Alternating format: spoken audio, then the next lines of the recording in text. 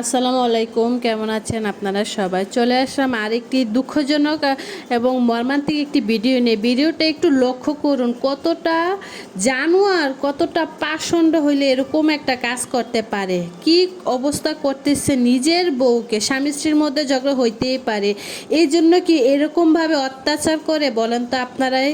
কার বাবা রাজকন্যা এটা একমাত্র ওরাই জানে। এটা কতটা খারাপ একটা অবস্থা মেয়েটাকে করতেছে। দেখেন, প্রত্যেকটা বাবা, সে গরিব হোক আর ধনী হোক, তার মেয়েকে রাজকন্যার মতো করেই বড় করে। আমি এই কথা, একটা কথা কিছু গার্জিয়ানদেরকে বলতে চাই। মানে কিছু কিছু আমাদের সমাজে গার্জিয়ান আছে যারা শুধু ছেলে টাকাটাই দেখে, ছেলেটা কীরকম এটা দেখে না।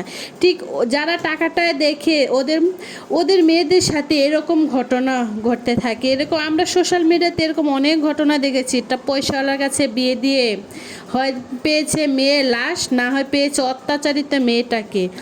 একটা মেয়ের সাথে কিভাবে একটা স্বামী এরকম একটা কাজ করতে পারে?